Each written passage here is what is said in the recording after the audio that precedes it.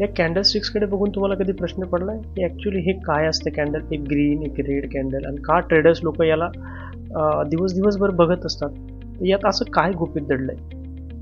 तर मार्केट ज्या वेळेस पण काही मोठा मूव्ह देतो, एक तर सडन डाऊन ट्रेंड किंवा सडन अप ट्रेंड, त्यावेळेस तो एक सिग्नल देत असतो आणि ते सिग्नल ओळखण्याचे बरेच ऑप्शन्स आहेत. तर त्यापैकी एक आहे कॅन्डलस्टिक. तर ते कॅन्डलस्टिक आज आपण पाहूया. नमस्कार मित्रांनो, तर स्वागत आहे तुमचं आपल्या ह्या चॅनलमध्ये, ज्याचं नाव आहे माझा काय फायदा. आणि ह्या चॅनलमध्ये आपण बघणार आहे शेअर मार्केट रिलेटेड काही गोष्टी आणि शिकणार आहे आपल्या साध्या आणि एकदम सोप्या, अगदी आपल्या मायबोली मराठी भाषेत. तर चला तर मग सुरू करूया. थोडक्यात कॅन्डलस्टिकची हिस्ट्री जाणून घेऊया.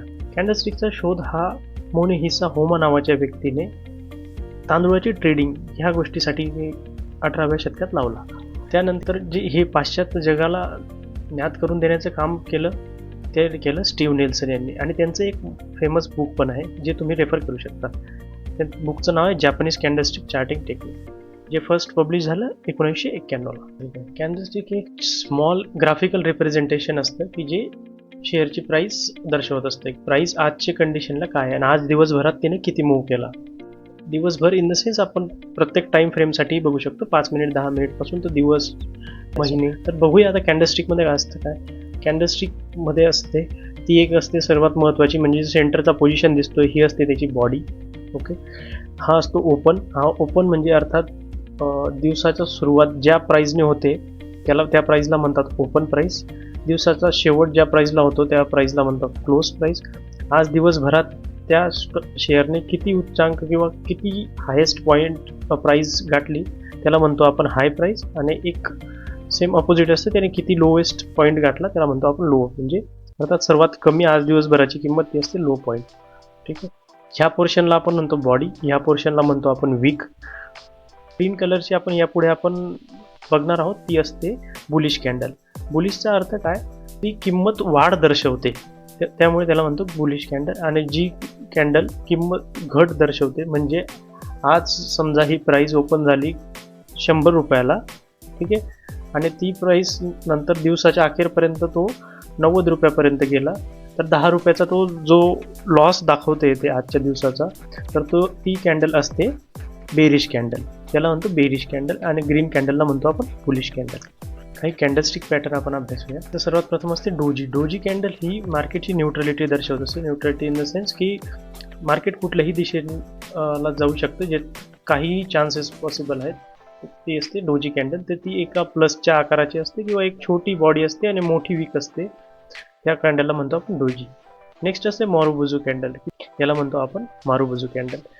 त्यानंतर पुढचा असतो हॅमर पॅटर्न. हॅमर ही हातोड्याच्या आकाराची असते आणि ती ग्रीन किंवा रेड दोन्ही कलरमध्ये असू शकते. पुढचा एक शूटिंग स्टार. जर सेम हॅमर जर कधी उलट्या पोझिशनला असेल, उलट ठेवलेला हॅमर असेल, त्याला आपण म्हणतो शूटिंग स्टार. आपलं नेक्स्ट पॅटर्न आहे 2 कॅन्डल पॅटर्न. त्यात असतं एक बुलिश इंगल्फिंग आणि दुसरी बघूया आपण बेरिश इंगल्फिंग. ठीक आहे, तर बुलिश इंगल्फिंगमध्ये काय असतं पॅटर्न की प्राईस ऑलरेडी एक डाऊन ट्रेंडमध्ये असते आणि त्या डाऊन ट्रेंड नंतर एक रेड कॅन्डल बनेल आणि रेड कॅन्डलचे एक्झॅक्ट नेक्स्ट कॅन्डल जी ती ग्रीन कॅन्डल बनेल, पण त्या ग्रीन कॅन्डलची बॉडी या रेड कॅन्डलच्या बॉडीला पूर्णपणे कव्हर होत असते.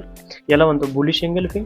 सेम अपोजिट बेरिश इंगल्फिंगचं पण आहे. एक अप ट्रेंड सुरू असताना एक ग्रीन कलरची कॅन्डल बनेल, पण नेक्स्ट जी कॅन्डल आहे ती तिची बॉडी पूर्णपणे एक बुलिश कॅन्डलला कव्हर करते, त्यामुळे ती बनते बेरिश इंगल. पॅटर्न बघूया. नेक्स्ट पॅटर्न आहे पिअर्सिंग पॅटर्न. तर पिअर्सिंग पॅटर्न हे बुलिश रिव्हर्सल सिग्नल आहे. याचा अर्थ की जेव्हा प्राईस ही डाऊन ट्रेंडला होती, आता इथून ती पुन्हा अप ट्रेंडला सुरू होऊ शकते. तर पिअर्सिंग पॅटर्न ओळखायचं कसं? डाऊन ट्रेंडच्या जवळपास बऱ्याच वेळापासून डाऊन ट्रेंड सुरू असेल तर हे एक पॅटर्न आपल्याला बघायला मिळतं. त्यात एक रेड कलरची एक कॅन्डल असते, तिचा 50% जर तुम्ही मार्क केला तर दुसऱ्या दिवशी इमिजिएट पुढची जी ग्रीन कलरची कॅन्डल ओपन होईल ती रेड कलरच्या कॅन्डलपेक्षाही खाली प्राईस ओपन होते आणि त्या प्राईसपासून ती वाढायला सुरू होते. पण ती वाढत वाढत रेड कॅन्डलच्या 50%चा जो मार्क असतो त्यापेक्षा वरती जाऊन त्याच्या दिवसाचा क्लोज दाखवते. याचा अर्थ काय की आता सेलर्स कमी झाले आहेत आणि बायर्स जे आहेत त्यांची पोझिशन ही स्ट्रॉंग झाली आहे. तर मग इथून एक पुन्हा रिव्हर्सल मिळू शकतो, एक बुलिश रिव्हर्सल. आता ज्याप्रमाणे आपण पाहिलं की पिअर्सिंग पॅटर्न हे बुलिश रिव्हर्सल आहे, त्याप्रमाणे त्याचं एक्झॅक्ट अपोजिट पण असतं, ते असतं डार्क क्लाउड कव्हर, ते बिअरिश रिव्हर्सल. बेरिश रिव्हर्सल कसं ओळखायचं, जर समजा एक स्टॉक अप ट्रेंडमध्ये त्यावेळेस हे पॅटर्न बघायला मिळतं. एक ग्रीन कलरची कॅन्डल बनेल, तिचा 50% लेवल जर मार्क केलं तर दुसऱ्या दिवशीची जी कॅन्डल आहे तिची जी ओपनिंग आहे ही ग्रीन कलर कॅन्डलपेक्षाही वरती ओपन होईल आणि त्यानंतर ती प्राईस हळूहळू कमी होतो. दिवसाचा जो क्लोज आहे तो या ग्रीन कलरच्या कॅन्डलच्या 50% पेक्षाही खाली क्लोज होतो. याचा अर्थ काय आहे, ह्यावेळेस आता बायर्सची पोझिशन जी ती वीक होते आणि सेलर्सची पोझिशन जी आहे ती जास्त प्रमाणात असल्यामुळे सेलर स्ट्रॉंग आहे. यामुळे जास्त पॉसिबिलिटी आहे की शेअरची जी किंमत आहे ती आता हळूहळू घसरायला सुरू होईल. आता आपण पाहूयात 3 कॅन्डल पॅटर्न. आतापर्यंत सिंगल कॅन्डल, डबल कॅन्डल, आता बघूयात ट्रिपल कॅन्डल. तर ट्रिपल कॅन्डलमध्ये आपण सर्वात महत्त्वाचा एक मॉर्निंग स्टार, जो की बुलिश रिव्हर्सल आहे. पुन्हा जेव्हा डाऊन ट्रेंड सुरू असतो आणि त्यानंतर जेव्हा ट्रेंड चेंज होतो, ही गोष्ट आपल्याला बुलिश रिव्हर्सल मॉर्निंग स्टार यामुळे कळते.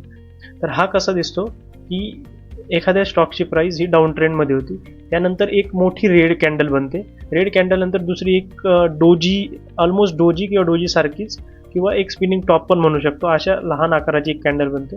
त्यानंतर एक मोठी ग्रीन कॅन्डल बनेल आणि ती जवळपास रेड कॅन्डलच्या हाईटची एवढीच किंवा त्याच्यापेक्षाही मोठी बनू शकते.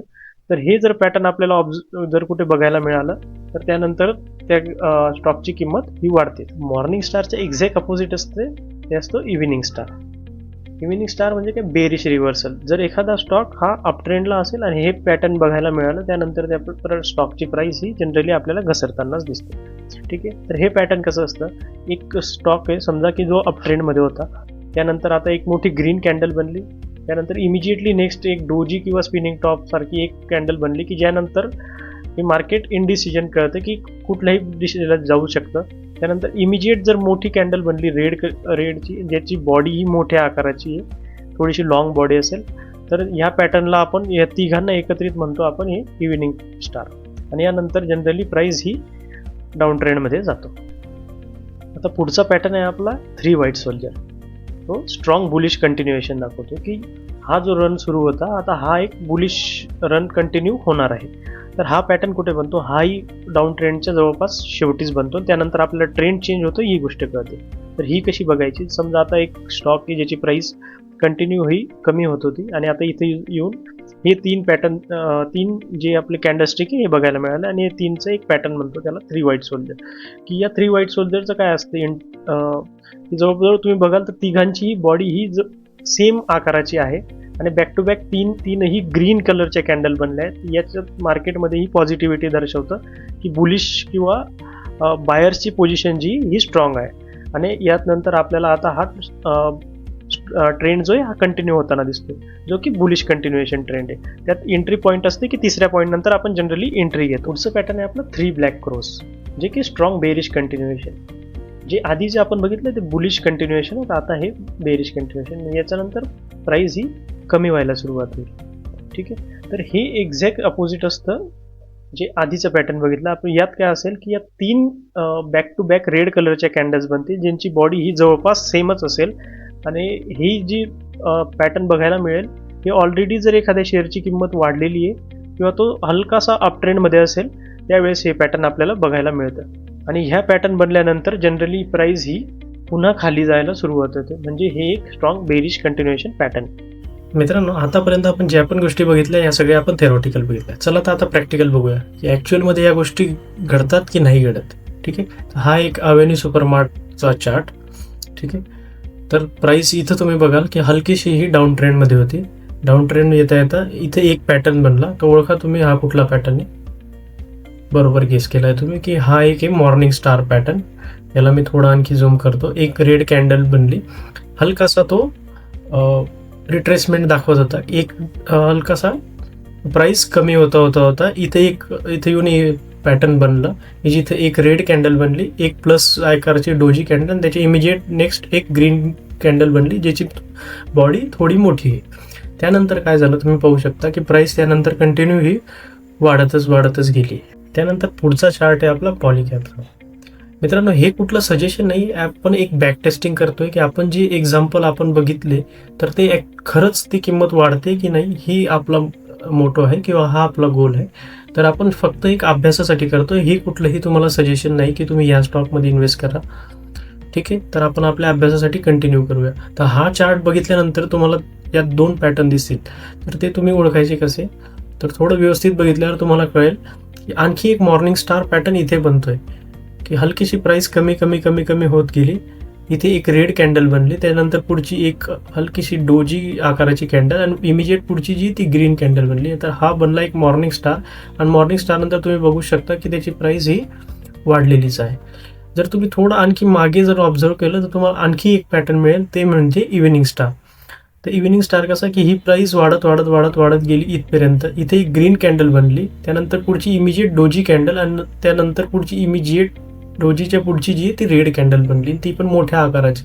तर हा झाला इव्हिनिंग स्टार आणि इव्हिनिंग स्टार नंतर जनरली प्राइस ही कमी होते. तर बघू शकता यानंतर प्राइस ही कमीच झालेली आहे.